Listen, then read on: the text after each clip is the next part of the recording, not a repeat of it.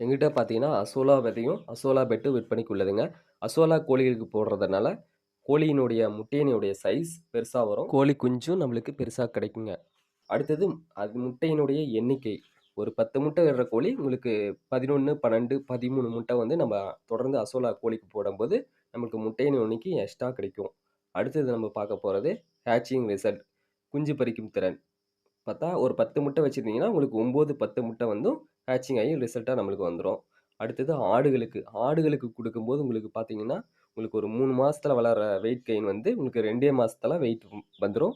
அதே மாரி உங்களுக்கு நம்ம அடர் தீவனம் தேவையில்லைங்க. நம்ம அசோலாவே வந்து அடர் தீவனமா பயன்படுத்திக்கலாம். இதனால நம்ம அசோலா போடுறதுனால, நம்ம அடர் தீவன செலவ குறைச்சு, நம்ம சீக்கிரம் பாடி வெயிட்ட கொண்டு வரனால, அதிக லாபம் நம்ம அசோலா குடுக்கறனால நம்மளுக்கு கிடைக்குங்க. அசோலா விதைகள் பார்த்தீங்கன்னா, உரமாவும் பயன்படுதுங்க. ப்ளஸ் இந்த தண்ணிய நீங்க செடிகளுக்கு ஊத்தும்போது செடியும் நல்லா வளருங்க.